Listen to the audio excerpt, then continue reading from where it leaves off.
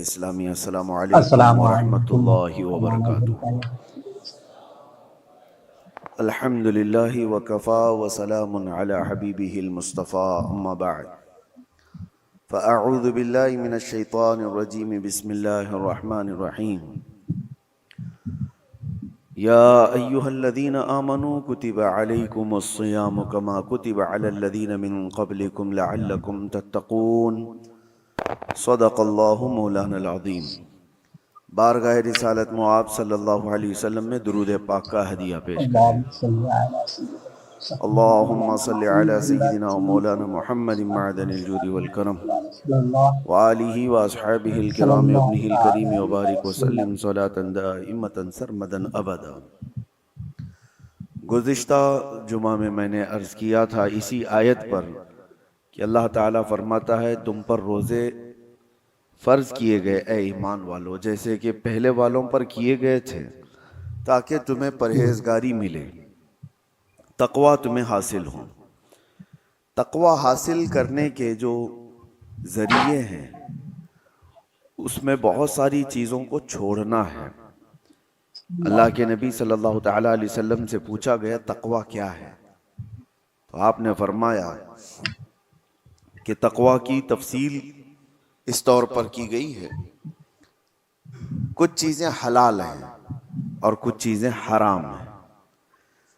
یہ واضح ہے، حلال بھی سب کو پتہ ہے، حرام بھی واضح ہے، پتہ ہے، لیکن ان دونوں کے بیچ میں کچھ چیزیں ہیں جو مشکوک ہیں، جس کے حلال ہونے میں یا حرام ہونے میں لوگوں کو شک ہے۔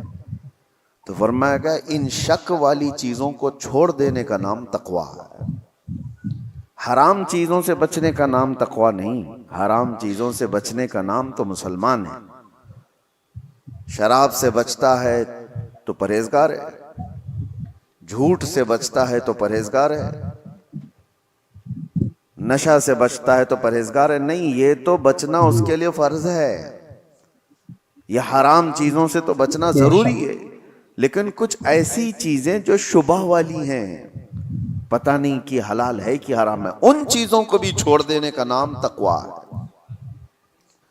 اب ہمارے عادتوں میں سے بہت ساری چیزیں ایسی لگ گئی جس کا احساس ہی نہیں، اور وہ کرتے چلے جاتے ہیں اور اس کے وبال کا اندازہ نہیں ہمیں، بسا اوقات اس کو نارمل سمجھ کر کے ہم چلتے رہتے ہیں۔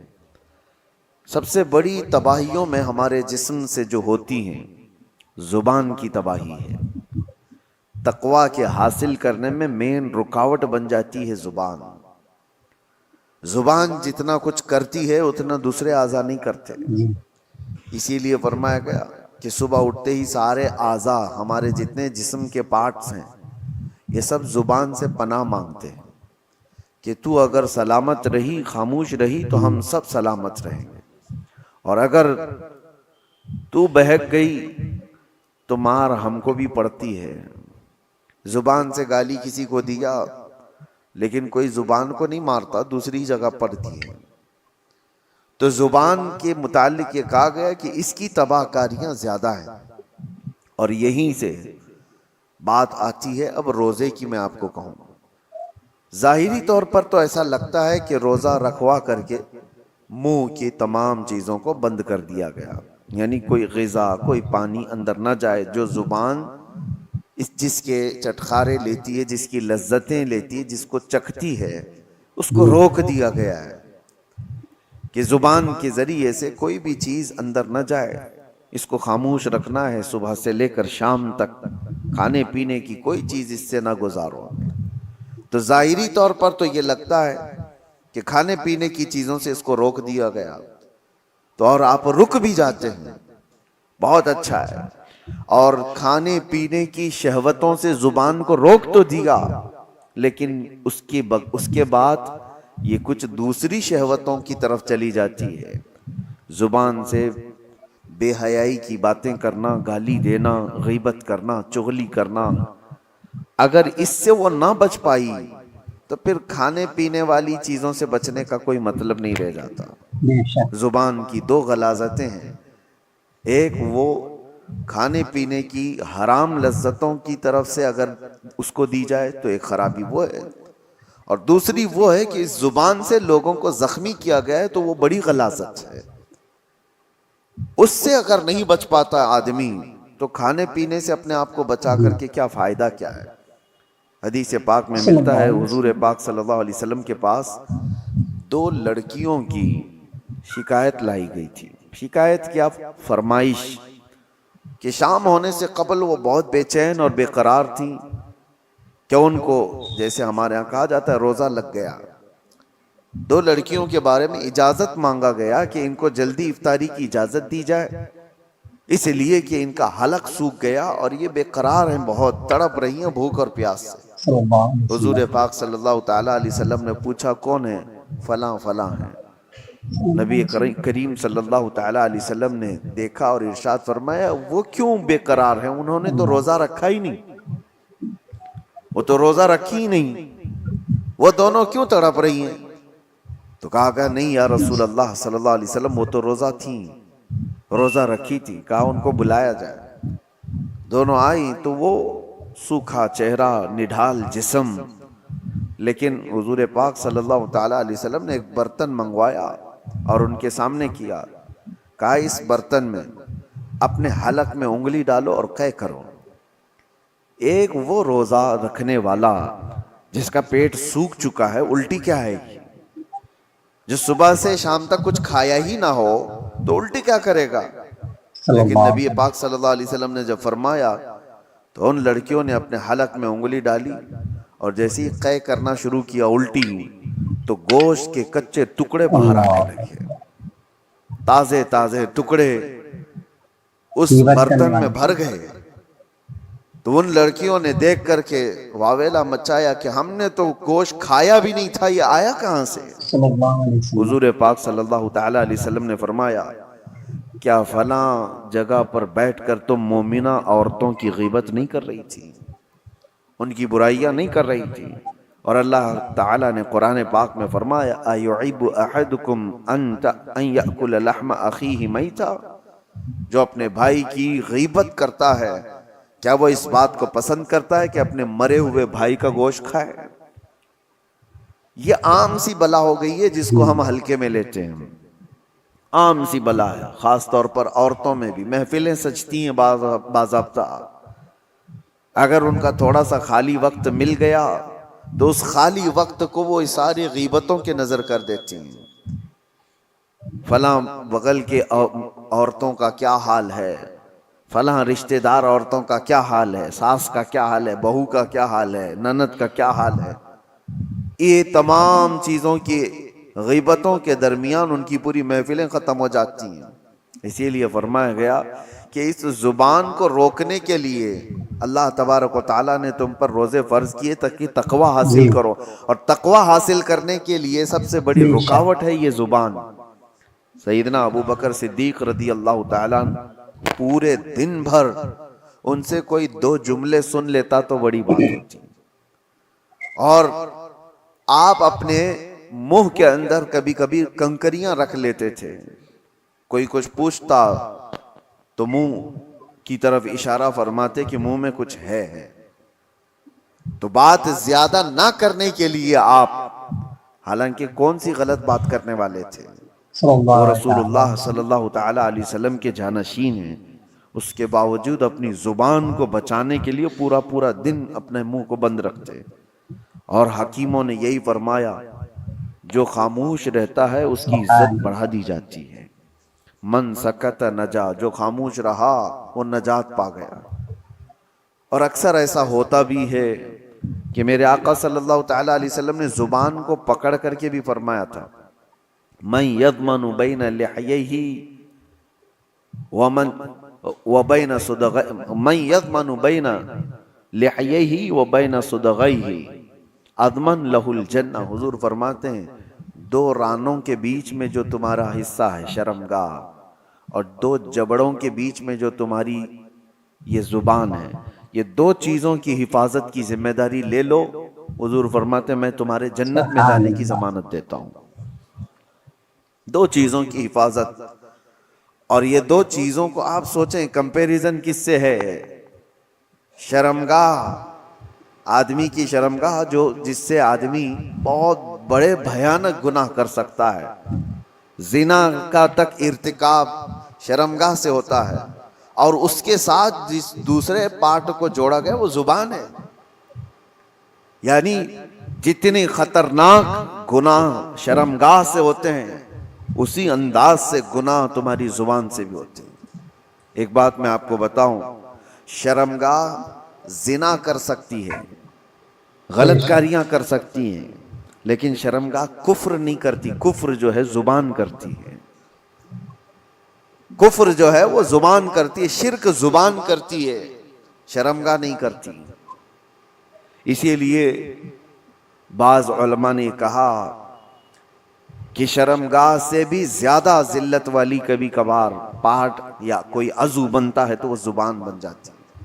اللہ کا انکار کرنے والی زبان، رسول اللہ صلی اللہ تعالی علیہ وسلم کی تمام نشانیاں دیکھ کر کے زبان سے ان کے خلاف بولنے والی زبان، اسلام کے خلاف بھونکنے والی زبان، یہ وہ زبان ہے جو شرمگاہ سے بھی زیادہ خطرناک ہے. اور آپ کے جسم کے اندر، آپ کے منہ کے اندر جو زبان ہے، آپ خود اس کو فیصلہ کریں کہ کس حد تک صحیح ہے اور کس حد تک گری ہوئی ہے. عرب میں ایک بات کہی جاتی ہے، جراحت السنان لها التیام ولا یلتام ما جرح اللسان.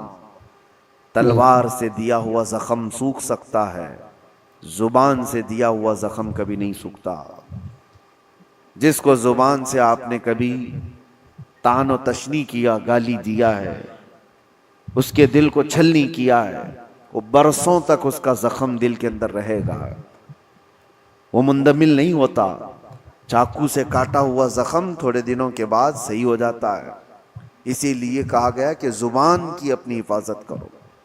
روزہ اس کے لیے سب سے بہترین ریہرسل تھا. روزے میں اسی لیے ہماری زبان کو روکا گیا. اب دو چیزوں کی طرف میں آپ کو اشارہ کرتا ہوں. اس زبان کی دو شہوت ہے. شہوت کیا ہے؟ برائیوں کی خواہش. اس کی دو شہوتیں، ایک کھانے پینے کی شہوت زبان کے اندر ہے، یعنی اس کو جو چٹکارے لگے ہیں نا، جو لذتیں لگی ہیں، اس سے کم پر یہ راضی نہیں ہوتی. جو تم نے لذیذ چیزوں کی اس کو عادت ڈالی، اس سے کم پر یہ راضی نہیں ہوتی. یہی تو بات ہے کہ بچے آج گھر میں کچھ سبزی بنا دو، دیکھو پھر کیسے بوال کرتے ہیں. یہ کیا ہے؟ کھانا ہے کوئی؟ نکل گئے. کیونکہ زبان کو انہوں نے کسی لذت کی عادی بنا دیا. ان کو بغیر وہ چیز کے ملے ہوئے. اس سے بھی بڑھ کر کے جو لوگ شراب کی لذت اس کو دے چکے ہیں، وہ اس سے کم پر بھی راضی نہیں ہوتی. کیوں نہیں چھوٹتی شراب لوگوں کی؟ اس لیے کہ زبان کی شہوت ہے. اور یہ زبان کی شہوت پر جب بندہ کنٹرول نہیں کرتا تو وقت ایسا آ جاتا ہے کہ پھر وہ حرام بھی نہیں دیکھتی، حلال بھی نہیں دیکھتی. یہی تو بات ہے. لوگ آج جس طرح سے باہر کھا رہے ہیں، جو ملے وہ سب کھا رہے ہیں. ان کو نان ویج چاہیے تو یہ دیکھنا بھی نہیں ہے کہ حلال ہے کہ حرام ہے، بس زبان کو اس کی لذت چاہیے. آج تو اتنا کامن ہو گیا. میں نے اس سے قبل شاید آپ کے درمیان ہی بیان کیا یا تفسیر میں عرض کیا تھا کہ رزق کی کتنی زیادہ اہمیت اسلام میں دی گئی ہے، کہ تمہیں اللہ نے پاک چیزوں پر رکھا ہے. اس لیے کہ رزق جب خراب جسم کے اندر جاتا ہے تو صرف تمہارے اعمال خراب نہیں ہوتے، تمہاری نسل بھی خراب ہوتی ہے. صرف تمہارے اعمال تک نہیں رہتا، تمہاری نسل تک بھی جاتا ہے. تو یہ آج جو دور ہے، پوری دنیا تم کو حرام پروسنے کے پیچھے لگی ہوئی ہے. ارے خنزیر کا گوشت تک پروس دیا جاتا ہے. اور لوگ اب وہ تحقیق والے لوگ نہیں رہ گئے، جو مل گیا وہ کھا لیے. پہلے تو یہ ہوتا تھا کہ ہم اپنی نان ویج چیزیں، گوشت وغیرہ کی چیزیں کہیں بھی چلتے پھرتے نہیں لے لیتے تھے. متعین جگہ سے جہاں سے ہمیں یقین ہو کہ اللہ کے نام پر ذبح کیا ہوا ہو تو وہ ہم کھا لیتے. لیکن آج اس کا اہتمام لوگوں نے بند کر رکھا ہے. اور اب ہمارے ہاں تو حلال سرٹیفکیٹ پر تو ویسی بھی پابندی لگا دی جا رہی ہے. اور جو لوگ دیتے تھے ان کا بھی کوئی بھروسہ نہیں تھا کہ یہ حلال کس طرف سے کہا جا رہا ہے. میں نے سنا گھر بیٹھے لوگ اب نئی نئی کمپنیوں سے آرڈر کر دیتے ہیں. یاد رکھنا ان کے حلال ہونے کا کوئی یقین نہیں. گھر بیٹھے لوگ آسانی کے لیے 5 منٹ میں 10 منٹ میں ڈیلیوری بوائے آئے گا اور دے کر کے چلا جائے گا. مارکیٹ میں ملنے والی فروزن چیزیں جو ریڈی میڈ ہوتی ہیں اٹھا کر کے لایا اور اس کو فرائی کیا اور کھلایا, خود بھی کھایا اور بچوں کو بھی کھلایا, بے شک جبکہ وہ حرام اگر ہو تو میرے عزیزو آپ نے پورے گھر کو تباہ و برباد کیا ہے. اپنی اولاد کو حرام کھلایا. آپ کمانے میں تو بہت حرام حلال دیکھ کر کے کما رہے تھے کہ کسی کو جھوٹ بول کر نہیں کماؤں, دھوکہ دے کر نہ کماؤں, کوئی حرام روزی گھر پہ آنے نہ دوں. تمہارے پاس حلال پیسے تھے لیکن حلال پیسوں سے خریدا حرام روزی, تو یہ کہاں آ کر کے گر گئے. یہ سب کی سب چیزیں ہیں, یہ زبان کی لذتیں ہیں جو بندے کو یہ سب کرا دیتی ہیں.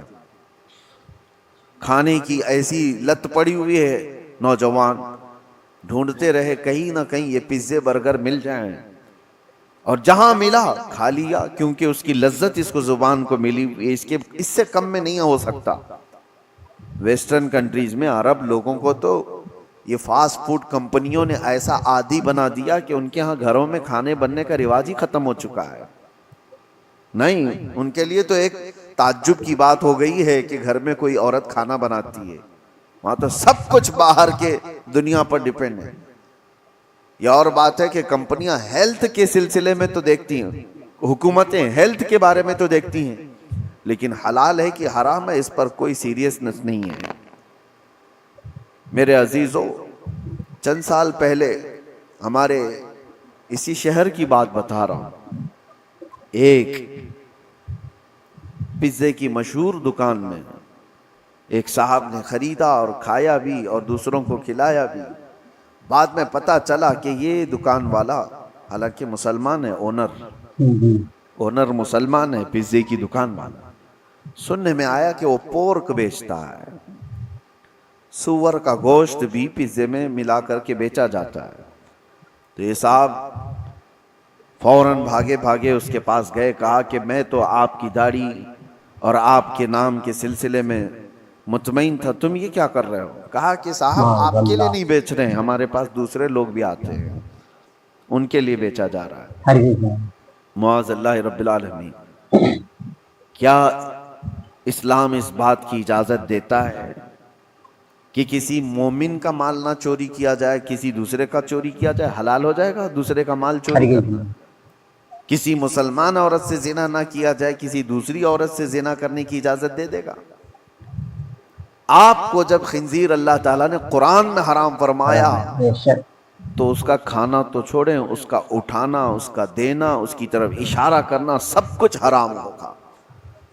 کسی نے اگر پوچھا بھی کہ مجھے یہ چیز کھانا ہے اور مجھے بتاؤ کہاں بکتا ہے, تم نے اگر اس کو ہدایت دیا, راستہ بتایا, تو بھی حرام کام کیا. شراب کی دکان کی طرف تم نے اشارے کر کے بتائی یہاں ملتی ہے, جاؤ لے لو پی لو, تم بھی اس کے گناہ میں برابر کے شریک ہو. یہ اگر آج حالات ایسے ہو گئے ہوں تو بچنا کتنا مشکل ہو گیا ہے, کتنا مشکل ہو گیا ہے. ایک ایسے مسلمان کی دکان پر اس نے دیکھا, یہ بڑا بوال بھی ہوا تھا, بہت کچھ ہوا, لیکن میرے عزیزو اس کا علاج کیا ہے؟ کیا آپ سارے کے سارے مل کر کے ایسی جگہوں سے ان تمام چیزوں کو ہٹانے کی مانگ کریں گے کہ تم یہ نہیں بیچ سکتے, تم یہ نہیں؟ میرے عزیزو یہ دنیا اب الگ لیول پر چل رہی ہے. تمہارے مظاہرے, تمہارے پروٹیسٹ سے کوئی چیز بدلتی نہیں. تم اپنی زبان کے خلاف پروٹیسٹ کرو. اس کو جو ہم نے لذتیں دی تھی, وجہ یہ ہے کہ میں گیا کیوں وہاں پر, یہ زبان مجھے وہاں تک لے گئی کہ مجھے یہی کھانا ہے, تو تم وہاں تک پہنچے. اس زبان کو ان تمام لذتوں سے عاری کر دو, نکال دو. اور رمضان اسی کے لیے خاص طور پر مہمان بن کر کے آیا ہے. میرے عزیزو 2 شہوتیں میں نے زبان کی بتائی, ایک شہوت اس کی کھانے پینے کی ہے اور ایک شہوت اس کی بولنے کی ہے. بولنے کی بھی ایک شہوت ہے. یہ ایسا نہیں ہے کہ یہ زبان خود بخود ایسی کچھ بک چلی جائے گی, اس کی بھی ایک شہوت ہے. کچھ لوگ لوگوں کو ہنسانے کے لیے جھوٹی چیزیں گڑھ لیتے ہیں. کہا یہ شہوت ہے زبان کی. وہ اپنے آپ کو بڑا بنانے کے لیے لوگوں کے درمیان جھوٹی باتیں پھیلایا اور وہ اتنا ہی بڑا گنہگار ہے. جھوٹ بولنے کا جو گناہ ہے، لوگ زبان کے ذریعے سے جو دوسروں کی بیک بائٹنگ کرتے ہیں، غیبت کرتے ہیں، اس کو ہلکے میں لیتے ہیں. بسا اوقات کہا گیا ہے الغیبت اشد من الزنا. غیبت جو ہے نا یہ زنا سے بھی بڑھ جاتا ہے. اس سے کئی چیزیں تباہ و برباد ہوتی ہیں. اور حضور پاک صلی اللہ علیہ وسلم کی حدیث ہے النمام لا يدخل الجنہ. نمام کہتے ہیں چغل خور کو. کہا کہ اس کی بات اس تک جا کر پہنچانے والا، اس کی بات اس تک لا کر کے پہنچانے والا، حضور فرماتے ہیں وہ جنت کی خوشبو بھی نہیں سونگھ سکتا، وہ جنت میں نہیں جائے گا. اور ایسے کتنے لوگوں کی عادتیں ہیں.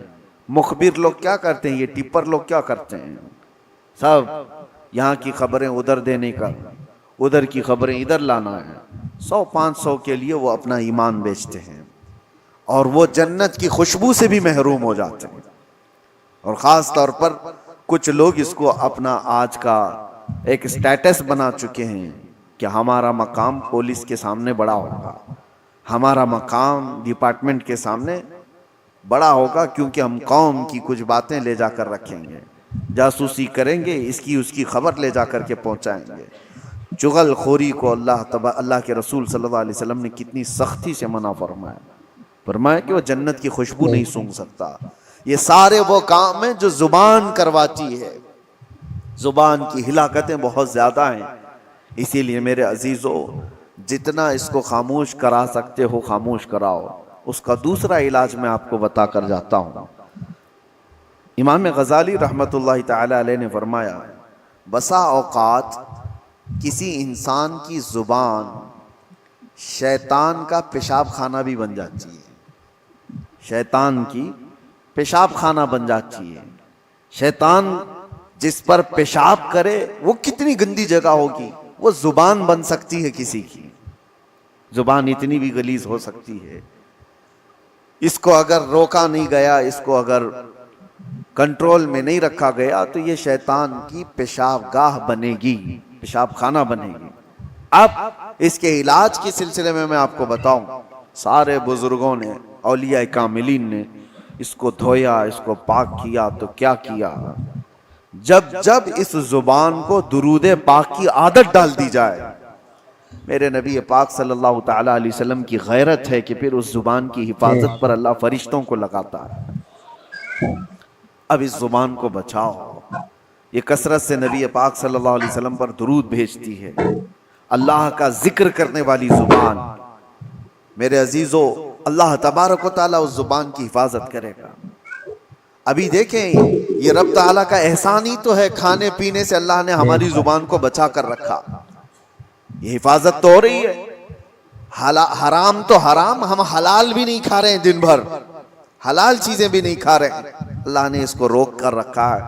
یہ اس کا احسان ہے، اس کا کرم ہے جو ہمیں پرہیزگار بنانا چاہتا ہے، ہمیں تقوی دینا چاہتا ہے، تو بچا کر رکھا. باقی اب بولنے سے، گندگیوں سے، غیبت سے، چغلی سے، گالی سے، حرام کاریوں سے، کفر سے، شرک سے، فسق سے، یہ جو جملے نکلنے والے ہیں اس سے روکنا اب تمہاری ذمہ داری ہے. اللہ نے تمہارے ہاتھ میں دیا. اگر ہمارا روزہ صبح سے لے کر شام تک قرآن کی اکثر تلاوت میں نکلتا یا پھر آپ کے درود مبارکہ میں گزرتا تو میرے عزیزو یہ زبان پھر وہ بے حیائیاں نہیں کرتی، بے حیائیاں نہیں کرتی. بس یہ اللہ کی توفیق کی بات ہے، اللہ کی توفیق کی بات ہے. مجھے آج یہ بات کرتے ہوئے یاد آتی ہے میرے والد گرامی رحمت اللہ تعالی علیہ، ان کا معمول تھا رمضان المبارکہ میں اتنا قرآن پڑھتے تھے. میں خود جانتا ہوں کہ ان سے بات کرنے کے لیے کبھی کبھار آدھا ایک گھنٹہ ہمیں کمرے کے باہر انتظار کرنا پڑ جائے کہ ابھی پڑھ رہے ہیں، ابھی کہیں سٹاپ ہو تو بات کر رہے ہیں. سحری سے لے کر کے وہ شروع کرتے تھے تو تراویح تک ان کا ختم قرآن بھی ہوتا تھا. ایک ٹارگٹ بنا کر چلنا تھا کہ مجھے ایک ختم قرآن پورا کرنا ہے. ایک ختم قرآن، میں حافظ ہوں 27 سال سے ہم تراویح پڑھا رہے ہیں، لیکن یہ میں جانتا ہوں کہ ایک دن میں ختم قرآن کرنے کے لیے ساری چیزیں چھوڑنا پڑے گا۔ حرام تو حرام، حلال بات چیت کرنے میں بھی وقت نہیں ملے گا۔ کنٹینیو آدمی تلاوت کرتا رہے، ادھر اٹھے، اس میں بیچ میں کتنی چیزیں ہوتی ہیں، اپنی حاجتیں ہیں، نمازوں کا وقت ہے، یا پھر تھوڑا آرام بھی کرنا ہو، یہ ساری چیزیں اگر ملا دی جائیں تو ایک دن میں ہونا بہت مشکل ہو جاتا ہے، اور اگر ہو تو پھر سارے کام الگ، صرف قرآن، صرف قرآن۔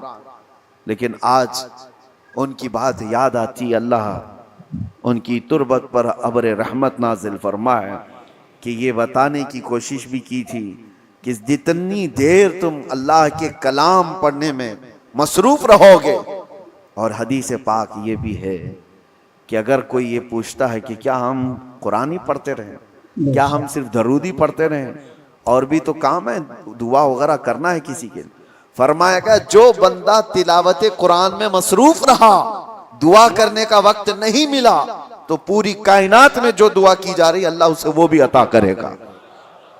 اسے دعا کرنے کا وقت نہیں ملا تو اللہ تعالیٰ اس کو وہ سب عطا کرے گا جو اس کے قلب میں ہے، اس کے دل میں ہے، مانگنا چاہتا تھا۔ کیوں نہیں مانگ سکا؟ کہ وقت نہیں ملا اسے، تلاوت کلام میں تھا۔ اسی طرح حدیث مبارکہ کی بھی متعلق بزرگوں نے فرمایا جو کثرت سے درود پڑھتا رہا تو الگ سے کوئی اور دعا کرنے کی حاجت نہیں، اس کو بیماریوں کے لیے، اپنے قرض سے نجات کے لیے، کسی کی پریشانی کے لیے دعا کرنا ضروری ہے، لیکن اگر دعا کرنے کا وقت نہیں ملا، کثرت سے میرے آقا کی بارگاہ میں درود پڑھنے میں مصروف رہا تو وہ درود ہی اس کی ساری دعاؤں کے لیے کافی ہو جائے گا۔ میرے عزیزو، اپنی زبان کو بزی رکھنے کا یہ سب سے بہترین طریقہ تھا، اور جب زبان قرآن کی تلاوت میں یا رسول کریم صلی اللہ علیہ وسلم پر درود پڑھتے ہوئے مصروف ہو جاتی ہے تو ایک تو اس کی لذتوں سے ہم نے اس کو بچا تو دیا، ان حرام کاریوں سے بچا تو دیا، جو اس کی شہوت تھی اس کو روک تو دیا، لیکن اس کا نتیجہ یہ بھی نکلتا ہے کہ اس زبان میں اللہ تعالیٰ کمال کی تاثیر عطا فرماتا ہے، اثر عطا کرتا ہے۔ جب تم کسی کو ایک جملہ کہو گے دوسروں کے 70 جملوں سے زیادہ بھاری لگتا ہے۔ یہ زبان کا اثر ہوتا ہے کہ کسی کے ہاں گھنٹوں کوئی چیز کہی جا رہی ہو، وہ اثر نہیں کرتا، لیکن تاثیر والے کی زبان سے ایک جملہ نکلے وہ اثر کر جاتا ہے۔ آخری بات، سرکار سیدنا غوث اعظم عبد القادر جیلانی رضی اللہ تعالیٰ جب بیان کرتے تھے تو 70,000 سے کم کا مجمع نہیں ہوتا تھا، اور مجمع ایسا کہ آپ کا بیان ختم ہونے سے پہلے کتنے تو بے ہوش ہو جاتے، کپڑے پاڑ لیتے، کئی مرتبہ تو جنازے اٹھائے جاتے، لوگوں کی روح نکل گئی۔ کس وجہ سے؟ رقت ایسی طاری ہوئی، خوف خدا ایسا طاری ہو گیا، غوث پاک کے بیان کا اثر تھا۔ ایک بار آپ نے اپنے بڑے صاحبزادے حضرت عبدالجبار سے کہا کہ آج تم بیان کرو، ہم بیٹھتے ہیں۔ وہ بیان کرتے رہے، کافی دیر تک اسی طرح سناٹا رہا۔ وہ اتر آئے، کہا کہ ابا جان، وہ مجمع کے اندر دمخم نہیں دکھتا جب آپ بیان کرتے ہیں، آپ بیان فرمائیں۔ سلطان الاولیاء غوث اعظم عبد القادر جیلانی رضی اللہ تعالیٰ عنہ ممبر پر چڑھے، اور چڑھتے ہی لوگوں سے خطاب کیا۔ بس آپ دیکھیں خطاب میں کیا کہا تھا۔ کہتے ہیں غوث پاک، اے لوگو، آج میرے گھر میں ایک عجیب حادثہ ہوا۔ عبد الجبار کی ماں یعنی میری بیوی میرے لیے دہی جمع کر رکھی تھی ایک مٹی کی ہانڈی میں، گرمیوں کے دن تھے، میری بھی کھانے کی خواہش تھی، میں بھی تھکا ہارا گھر پہنچا تھا، اور میری بیوی کئی دن سے اس دہی کو جمع کر رکھی تھی، لیکن ابھی قریب تھا کہ میں کھانے کے لیے بیٹھوں، ایک بلہ آیا گھر میں اور پنجہ مار دیا، اور اس ہانڈی کو ایسا پنجہ مارا کہ ہانڈی پھوٹ گئی اور دہی پورا بہہ گیا، اور وہ بلہ اس پہ چاٹ کر کے چلا گیا، نہ میں کھا سکا نہ میری بیوی کھا سکی۔ اتنا کہنا تھا غوث پاک کا، لوگ دھاڑے مار کر رونے لگ گئے اور آہوازاری کرنے لگ گئے، بہت رونے لگ گئے۔ کیا تھا اس میں؟ کیا غوث پاک نے اپنے گھر کا قصہ بیان کیا، اس میں رونے کی بات کیا تھی؟ ارے دہی گر گیا، مٹکا پھوٹ گیا، اس میں کیا رونے کی بات تھی؟ میرے عزیزو، وہ اہل دل لوگ تھے، اور غوث پاک کی زبان سے نکلنے والے جملے یہ گھر کے قصے نہیں سنائے جا رہے تھے، بلکہ غوث پاک ان کو اشارے میں یہ بتا رہے تھے کہ انسان کی زندگی ایسی ہوتی ہے، مال جمع کرتا ہے جمع کرتا ہے جمع کرتا ہے، جب کھانے کا وقت آتا ہے تو ملک الموت روح نکال لیتا ہے، ملک الموت اس کی روح نکال لیتا ہے، اور کھانا ویسے اس کا جمع کیا ہوا سب پڑا رہ جاتا ہے، جیسے میرے گھر میں میرا دہی پڑا رہ گیا، ہم کھا نہ سکے۔ یہ غوث پاک آخرت کی بات یاد دلا رہے تھے اور لوگ دھاڑے مار کر رو رہے تھے۔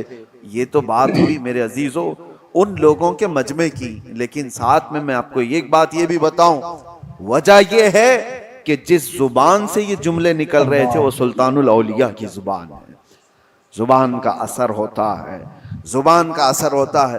مثال کے طور پر میں آپ کو بتاؤں، بندوق کی گولی بہت اثر کرتی ہے، بہت اثر کرتی ہے۔ بندوق میں رکھ کر کے اگر مار دیا گیا تو ہو سکتا ہے کسی کی موت ہو جائے، لیکن وہی 50 گرام کی گولی اپنے ہاتھ میں لے کر کسی کو مارو، زیادہ سے زیادہ تھوڑی سی چوٹ آئے گی، کیا وہ اثر کرے گی؟ ہاتھ سے آپ مار رہے ہو کسی کو گولی لے کر کے، ایسی پھینک دیا جیسے کنکر یا پتھر کو پھینکتے ہیں، کسی کو کچھ کرے گی؟ زیادہ سے زیادہ جو اس کا وزن ہے اتنا چوٹ پہنچائے گی، کچھ نہیں ہوگا۔ گولی وہی ہے، بارود وہی ہے، لیکن وہی بندوق کی نالی میں رکھ کر کے مارو تو آدمی کی جان چلی جائے۔ یہ بات آپ کو اس لیے میں بتا رہا ہوں کہ زبان کا اثر ہوتا ہے۔ بات یہی ہے کہ عام وہ بندہ جس نے زبان کو بے حیائی میں رکھا ہے، اس کی ان باتوں کا وہ اثر نہیں ہوتا۔ ہاں، وہی ایک اللہ کے ولی کی زبان سے ایک جملہ نکل جائے، وہ ہزاروں کی دلوں میں اثر کر جاتا ہے، اثر کر جاتا ہے۔ یہی تو محبوب الہی کی بارگاہ میں ایک شخص نے آ کر کے اپنے گھر کی کمزوری اور غریبی کی شکایت کی تھی، میری بیٹی کی شادی ہے، کچھ بھی نہیں ہے میرے پاس مال، اور آپ نے کہا ٹھیک ہے جاؤ باہر سے کچھ ڈھیلے پتھر مل جائیں تو لے آؤ۔ 3 ڈھیلے لے آیا چھوٹے چھوٹے سے، آپ نے 3 بار قل هو اللہ احد پڑھا، دم کر دیا، کہا لے جائی۔ باہر جا کر دیکھتا ہے تو وہ سونا بنا ہوا، کہا اس کو بیچ لے اور اپنے گھر کی جو غربت ہے اس کو دور کر، اپنی بیٹی کی شادی کر لے۔ ظاہر سی بات ہے وہ تو 3 ٹکڑے سونے کے لے گیا، کنکریاں جو بھی تھیں، شادی ہو گئی ساری چیزیں، لیکن فارمولا تو ہاتھ میں ملا تھا، مٹی کو ڈھیلے کو سونا کیسے بنایا جاتا ہے اس نے تو سامنے کھڑے کھڑے دیکھا تھا۔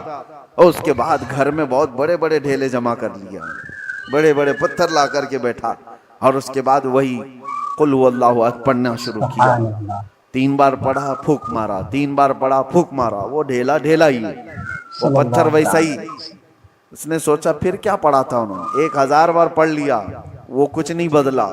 دوسرے دن وہ آیا، محبوب الہی سے پوچھا کہ آپ نے اس دن مجھے جو ڈھیلے کو سونا بنا کے دیا کیا پڑھ کے دیا تھا؟ کہا قل هو اللہ احد کا سورہ 3 بار۔ کہا میں تو 1000 بار پڑھا، وہ ڈھیلے بدل ہی نہیں رہے۔ تب آپ نے فرمایا تو جس زبان سے پڑھ رہا ہے وہ اور ہے، میں جس زبان سے پڑھ رہا ہوں وہ اور ہے۔ زبان کا اثر ہوتا ہے میرے عزیزوں۔ اس زبان کو جب لذتوں سے بندہ بچا لیتا ہے، اللہ اس زبان میں وہ اثر عطا کرتا ہے کہ جب بندہ پھر کسی کو کہے تو دل میں پار ہو جائے، اور جب بندہ اللہ کی بارگاہ میں بھی عرض کرے تو اللہ اس کی زبان کی بھی لاج رکھتا ہے، اس کی زبان کو بے وزن ہونے نہیں دیتا۔ بس اب یہ رمضان سب سے بہترین موسم ہے، اس زبان کو پاک کر لو، کھانے پینے کی لذتوں سے بھی اور بے حیائیوں کی بھی لذتوں سے۔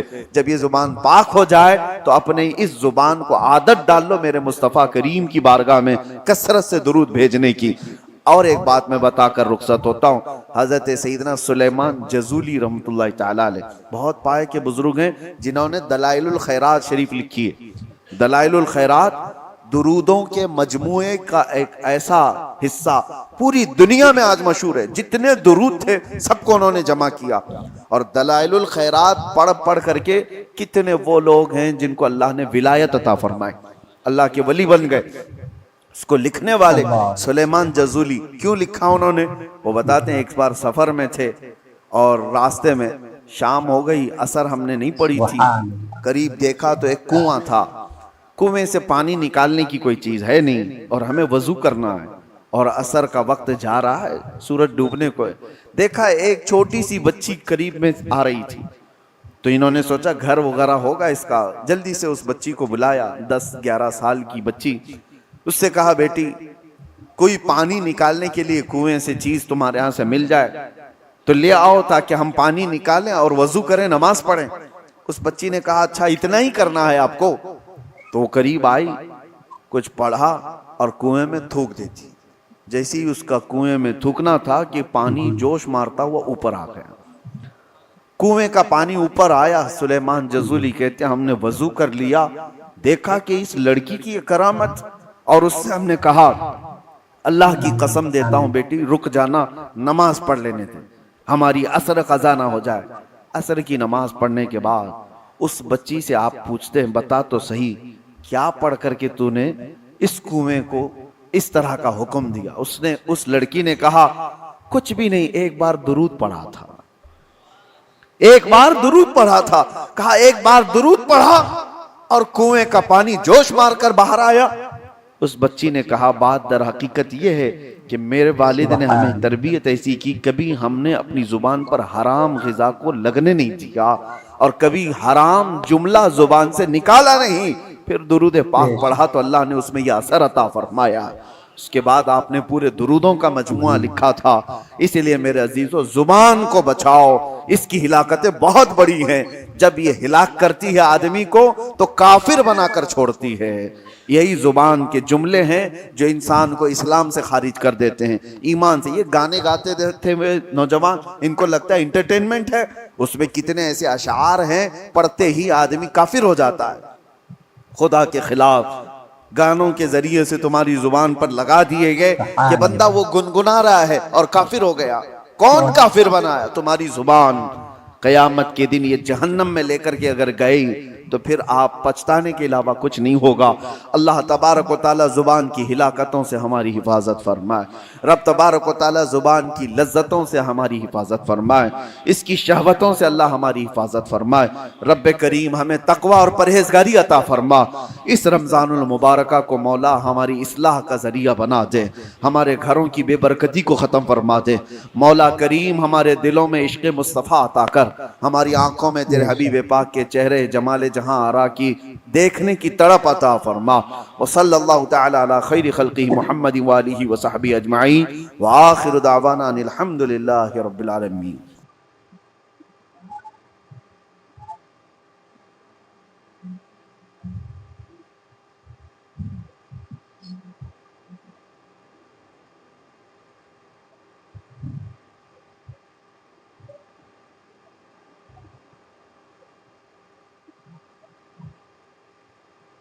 بے شک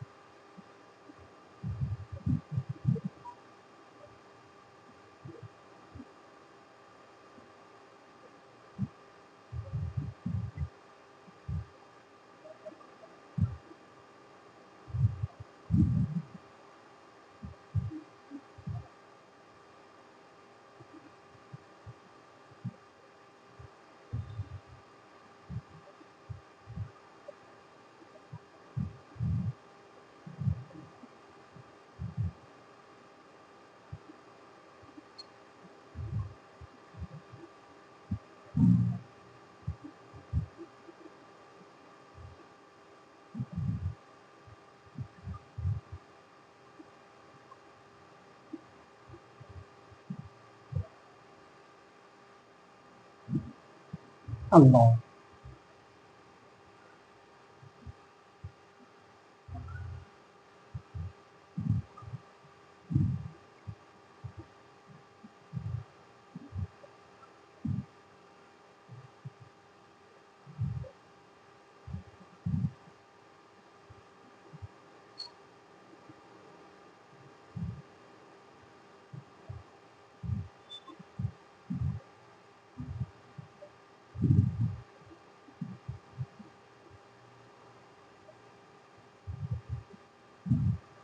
बेशक।